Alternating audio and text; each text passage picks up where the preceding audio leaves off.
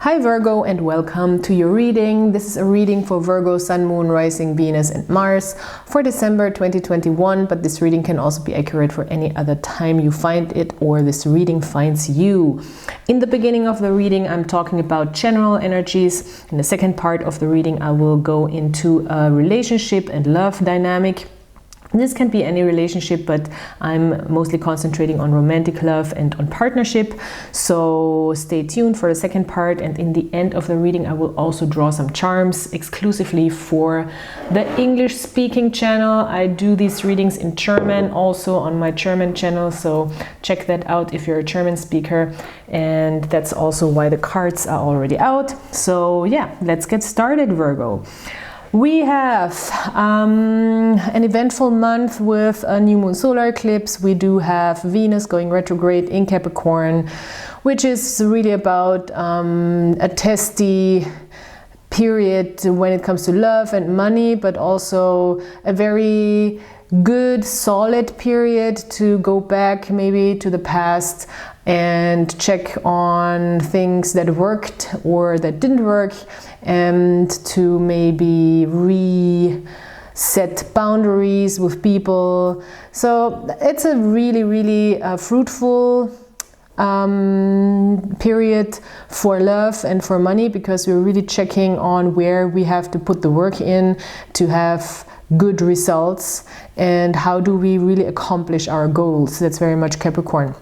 And then we have two big things, I think, Neptune and Jupiter in Pisces. Neptune is going direct in Pisces on December 1st, and Jupiter is moving into Pisces on the 28th. So this is really highlighting our dreams, our wishes, our fantasies, also how we want to dream, how we want to move forward, how we want to grow, and how maybe our ego stands in the way for that. So this is really a time to dream, to think big, and to have a lot of fantasy when it comes to how we want to move forward in our lives, especially also with the new moon solar eclipse in Sagittarius. It's a lot about the big picture and how we want to feel when it comes to a larger scale, when we think about life in a larger dimension.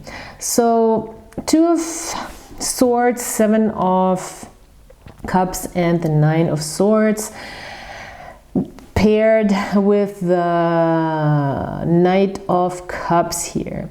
This is some super interesting energy. I think for you, Virgo, you're coming into this month with a moment of contemplation where you're really trying to find a balance when it comes to different aspects of a situation. This is the Two of Swords. So there might be some sort of polarizing thinking going on. There might be contradictions.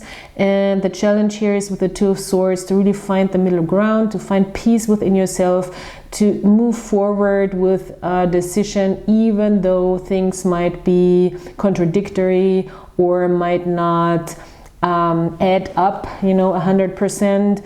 And with the knowledge that there is more sides to a situation, and that there is still the possibility to find some sort of balance and peace within yourself.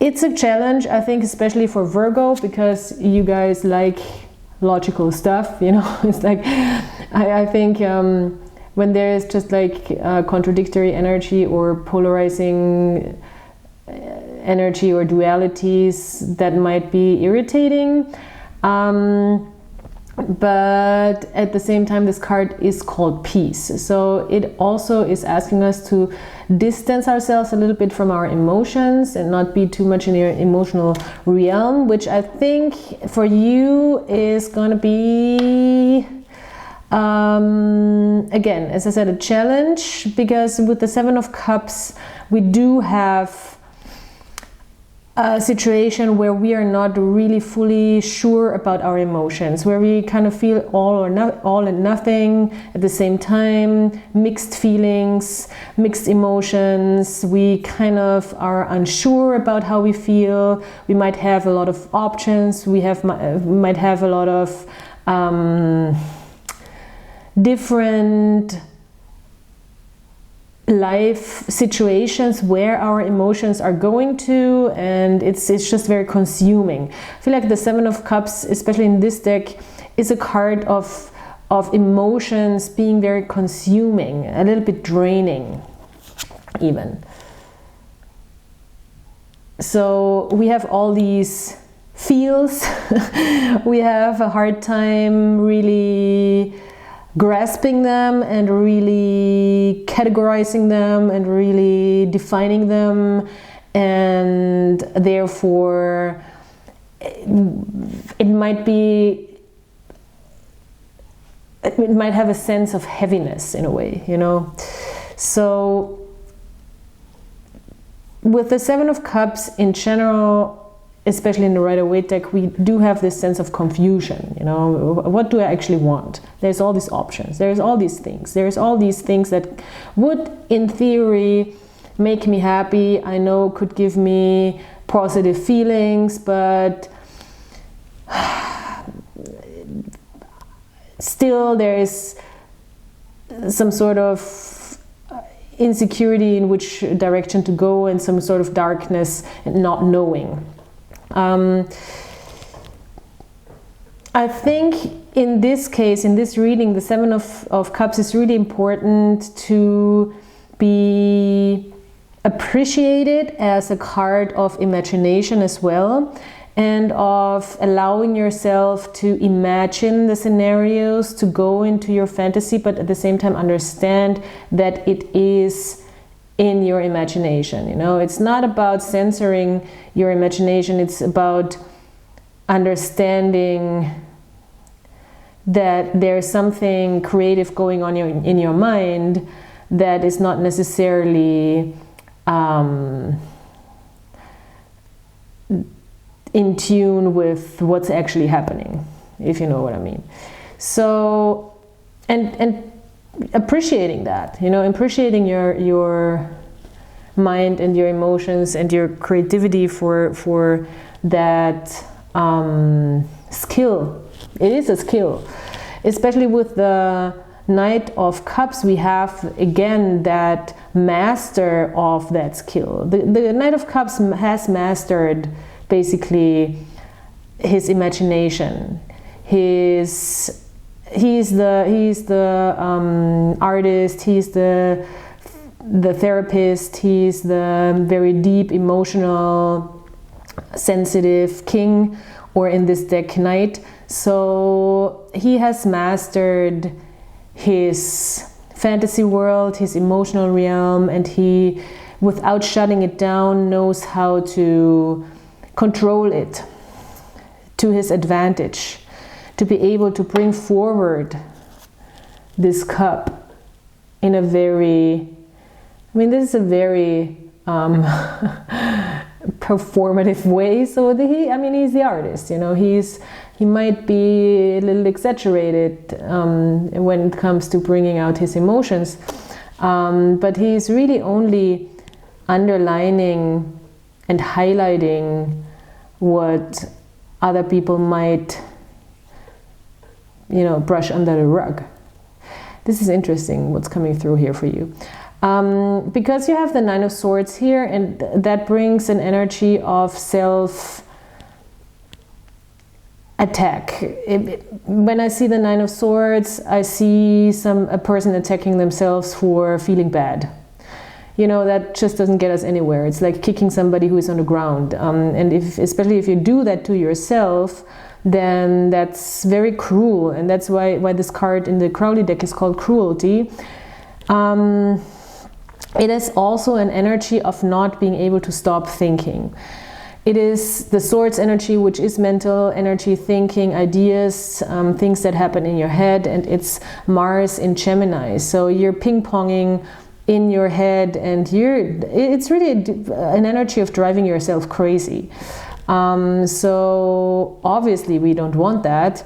And the Knight of Cups is a good chance here to really be able to distance yourself mentally. Even though in the beginning of the month, I think you're asked to distance yourself emotionally, and by the end of the month, it will all come together in a higher, more mature energy of the Knight of Cups or the King of Cups, who is able and who is mature enough to really be in a very calm emotional state that is not a repressed state, you know, because some people are like appear very calm and collected, and they just stuff everything down, and then that's not a good thing, and then you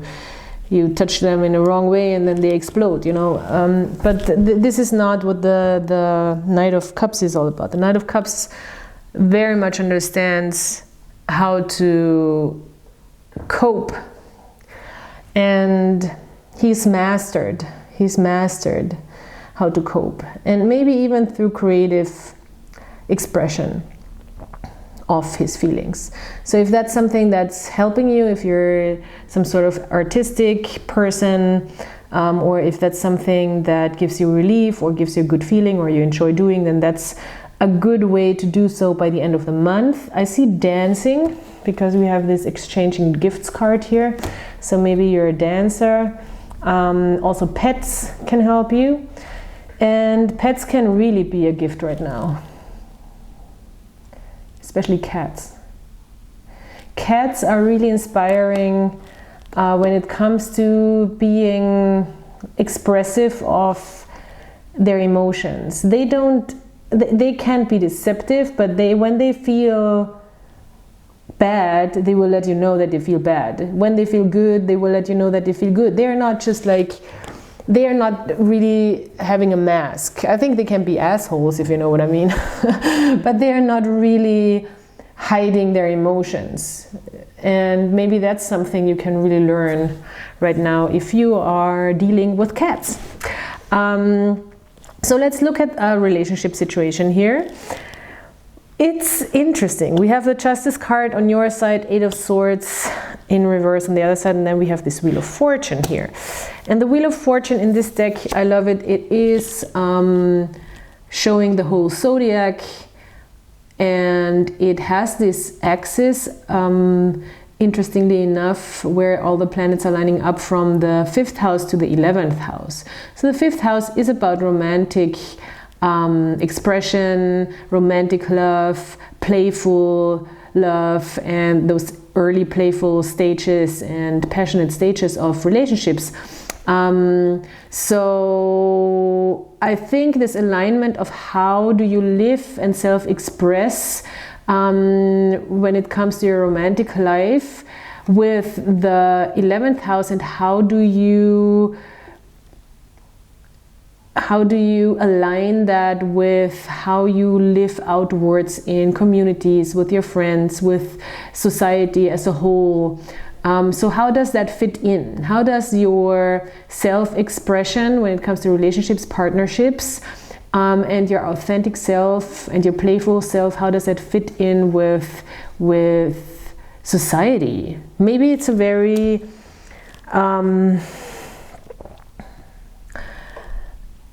untraditional approach, or maybe you're thinking about an untraditional approach. That could very well be, especially with the Justice card that is kind of like wobbly here, not upright and not in reverse. If you are in a connection right now that is a little more intense, and I think the connection you're in right now is very intense because it's a Wheel of Fortune moment, so this is a heightened energy with the Wheel of Fortune. This is where we feel things very intensely because it's something karmic. It's something that really comes close to our wounds, our soul development, our also history when it comes to love and partnerships, and also close relationships, not necessarily partnerships. The Wheel of Fortune brings dynamics that we've learned, family dynamics, programming and karmic cycles. This doesn't need to be a bad thing. It is a readjustment of direction. It is definitely, the Wheel of Fortune for me is always like a push in the right direction and helping you to adjust and redirect if you have to. So this partnership, this relationship, this connection is definitely a push in the right direction, and it's meant to happen in this moment in time and space. So where it's going, it's unclear, but this experience needs to happen for you, and what it teaches you is how you think on a very intellectual, civilized, mental plane, want to define what's right and wrong when it comes to partnership and relationships, and if this is right or wrong for you. With the Justice card in this weird, like not upright and not reversed position, I think you're very much thinking about, is this the right partnership for me, and what is the right partnership for me? I feel like there's a person who is trying to escape a certain way of thinking. I think they do succeed in escaping a certain way of thinking. It could even be a karmic relationship that this person is trying to get out of, and you are at the same time like questioning if this is the right thing. This could be thinking about divorce as well for some of you if you're in a marriage. There is this sense of trying to escape with the Eight of Swords, and also in a sense achieving that, but at the same time failing because when I know it's complicated. This whole reading is complicated. It started with this Two of Swords already, so this person is escaping, but they're going from the Eight of Swords into the Nine of Swords. So that's just like an attempt of escaping their mindset. At the same time, they're moving into an even worse mental state. Because that's what happens, you know, with the Eight of Swords, when we continue penetrating our mind in the Eight of Swords, and we continue that cycle of trying to solve a problem that is unsolvable through our minds, we end up in that very, very psychotic mind space. So see, this person is trying to get through this wall with their mind, but they can't. And what they actually really need to do is let this go and just walk around the corner, you know. But they just continue penetrating this wall with their mind, and it's not gonna go away. So the longer you do this, you might find a way out of this situation, or this person, but they're getting themselves into this situation where now the mind takes over on its own and becomes really aggressive, and really aggressive also towards themselves. So, oh wow, very specific. If that's not the case, it is still a person here that you're dealing with, or in general energies that you're attracting, that are sort of like escapist in a way. They want to get out of their own mind, but they're not choosing good environments where to go to. Seven of Swords, Nine of Swords. So we do, even though if it's a good thing that they're trying to get out of their mind, because they understand that this is not working for them, they are trying to either go into a fantasy that is not existing or into a more self-destructive way of thinking. It is difficult. Maybe you're dealing with an artist type person, could very well be with the King of Cups. If that's the case, this person needs to really express themselves. It's very essential for them. If they can't do it, then they are. This is crazy energy, you know, not in a, I mean, I want to be respectful towards all like mental health issues stuff. So this is mentally, it doesn't look very healthy to me and very extreme, to be honest. And I think this is maybe what you're thinking about. Is this the type of person? Is this the type of partnership that I can endure and that is actually in harmony with my little fantasy that I have here? In general, still, this is about exchanging gifts. I think the universe is exchanging gifts with you as well to make you understand that this is an experience that is presented to you as a present that you can really use for your development in a very profound way. Wheel of Fortune, Justice. When it comes to how you want to build your partnerships, your relationships, this is challenging. This might be an energy where you do have to make decisions that can be hurtful towards people. Three of Swords.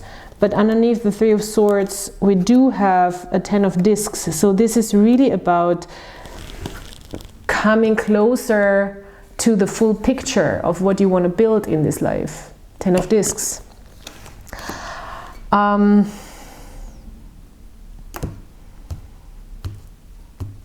I think as soon as you understand that you don't want to mirror that energy of that person going into this mental state, if you know what I mean, like going mental. And as soon as you let go, and this is going to be the challenge, as soon as you let go of violently trying to figure it out, the universe will align itself and you don't have to let your fantasy go, therefore, you know. But this is a time where you have to let go of the wheel. And especially in your mind. I don't think you're really doing all the things. It's more like letting go of the grip in your mind to try to figure it out. You know, it's not what's gonna work here. Because with the Wheel of Fortune, the Wheel of Fortune is telling us whatever you do, it's gonna turn out the way we're intended it to turn out for you. So, you know, whatever you do, you're always gonna come to the same result here. And this is something I think to make aware this month for you. And it's a gift. It's a gift. I think you will feel very mature by the end of the month, as in a way that you have accomplished something. We have the Astro dice that came out, the Saturn. This is a test. I feel like this is even a little bit of a test from the universe to really test your emotional foundations and your grounding and how mature you are, and also to show you how far you've come. Saturn speaks of really crucial tests, but at the same time results. We have Saturn also as the ruler of Capricorn, which is here, and I said that there is Venus going retrograde in Capricorn, which is about looking into past relationships, maybe into past love connections, and looking at what worked and what didn't work, and where you want to put the work in to have results, and where you have to work through some issues again to be able to move forward. With Capricorn and Saturn, you will have results. Not right now, maybe. Now it's really, the challenge is to learn, or to master, I would say, to let go in your mind, to be able to balance out your emotions. And then we have the 11th house. There's a lot of 11th house stuff going on as well. 11th house is about community, about acquaintances, about not so close friendships, about society as a whole, about ideas of civilization and progress when it comes to humanity. So it's, I think, you being able or being asked to think more about how does your vision and your dream and your fantasy of a, I even want to say, postmodern partnership relationship look like, and how can you move more into that direction of a progressive way of living that, which is really interesting. Wow, I love that. I love that. Okay, Virgo. I also drew these quotes from, this in German, from famous women and successful women throughout history. So I will translate that. Please bear with me and my sloppy translations. But yeah, I'm sure I can give you the essence of the quotes. So first one is, they also have dates on it. So maybe there is a date for you that is important. November 4th is the first one. So it says, a good partnership is the place where you find two things, or both things. As much security as we are looking for, and as much freedom as we need. That's beautiful. From Henriette Hanke. And then we have February 25th. To be happy, you need, or to be, yeah, happy, let's call it happy. To be happy, you need to get rid of your prejudices and hold on to your illusions, which is really nice. Emily Châtelet.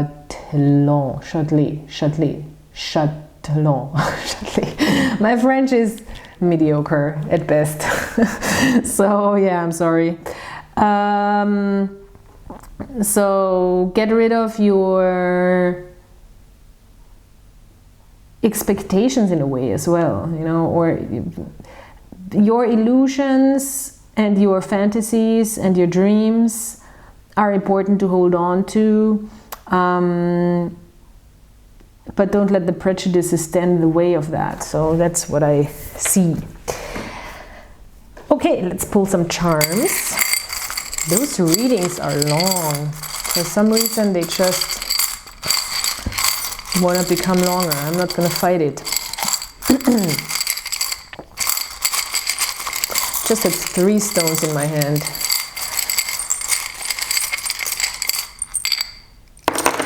Okay. I see clean slate to be creative when it comes to love. You should really think about how you want to, and that's a big one on December 4th with the new moon solar eclipse in Sagittarius, because the solar eclipses for me are always a clean slate and thinking about the bigger picture. So you can be really creative in your fantasy right now, in your illusions, in your wishes and hopes and dreams for the future when it comes to your attachment style and how you want to attach to a person and what that means and how that looks like. It can be, I feel like there is something out of the box for you when it comes to that. With the 11th house, we do have an out of the box sort of indication. There is deep transformation within you, and you already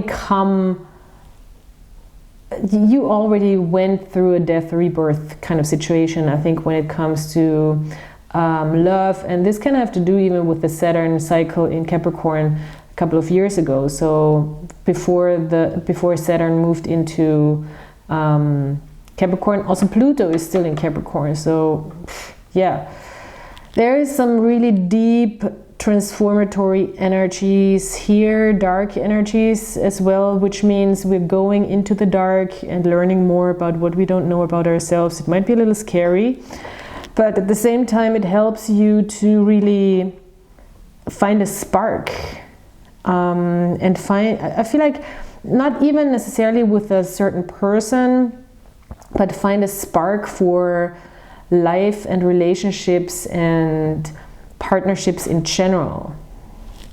There is a new spark. There can be a new spark with a new person. There can also be the chance to transform a connection, but in either case, this is a super transformatory phase when it comes to love and connections, and every connection coming your way is extremely transformatory right now. With this is my Venus charm that's oxidized, and that speaks of transformation when it comes to love. So I think, yes, also this connection can be transformed. This person is if there's a specific person, they're very sexually attached to you. Here. This is root chakra, and this rooster, very fiery, very sexual energy. So still at the same time, they are willing, I think, to work on the connection, and they are willing to make it fun. This is my work fun little charm. This is my favorite, probably. It's from Japan. My dad, like years and years and years ago, when he went on a business trip, he brought me back this little thing. I mean, maybe somebody knows what it actually is indicating. I know this is ignorant of me to not know the cultural full description of this, but I read it as work fun charm. I will look it up. But yeah, if you know more about this, please put down in the comments, and I apologize for being not educated on this yet. This is a reminder for me. So it's work also, I think, to get rid of your prejudices, because it also fell on this quote. And it can be fun. See it with humor also. See it as light work. And something about the public image here with this connection that might not be in the picture yet, so maybe you're not aware yet of how much this connection might also affect your public image. That's interesting.